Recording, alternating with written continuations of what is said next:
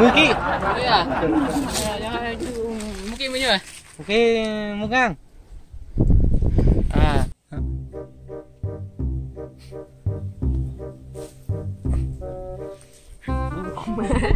Đắt quá. Tiền trên net không có. Đi đâu? Bao tiền đi.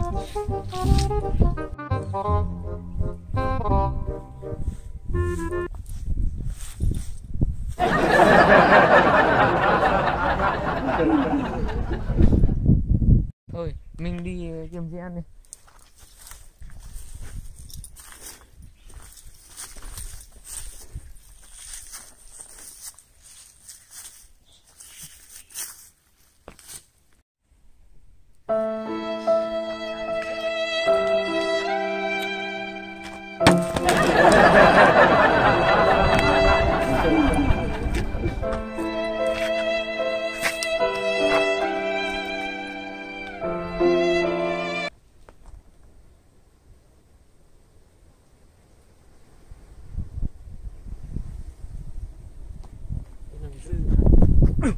Thuốc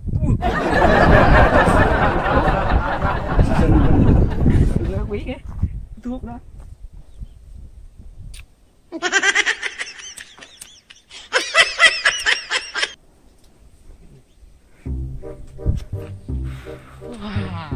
Phê quá.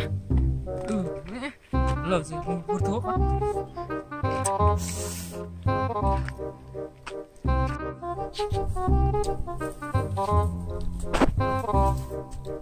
Này người ta như thế. Chắc mình sẽ đi tìm bao.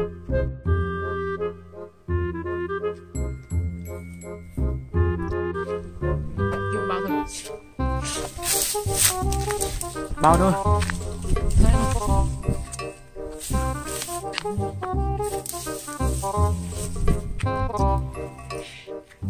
Thôi bao rồi.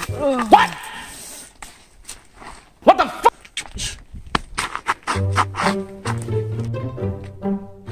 Phải người ta tin được.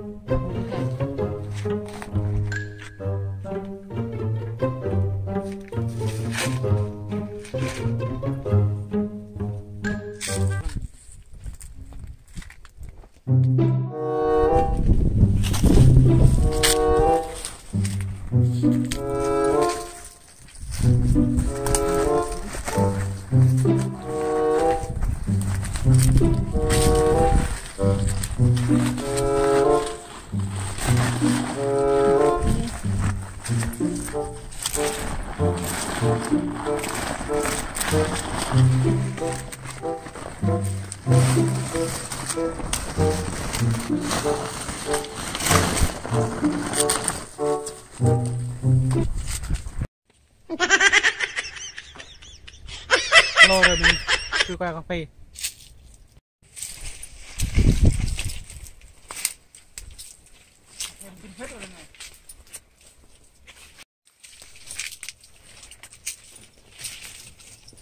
Cà phê mình tặng người ta khai chôm rồi nha.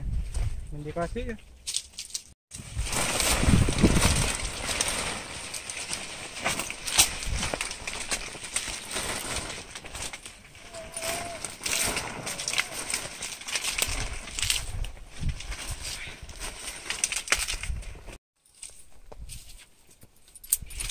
Ấy, mình dùng cà phê kia.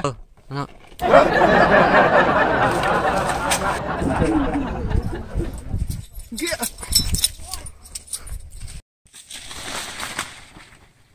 Nè.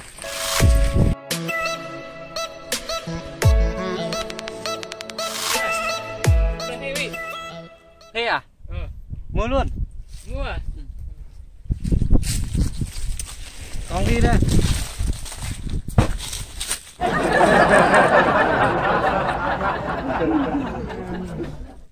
Chắc 10 kg. Thế à?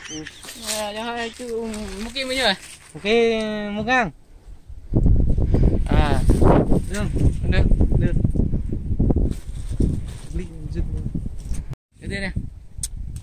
Đây.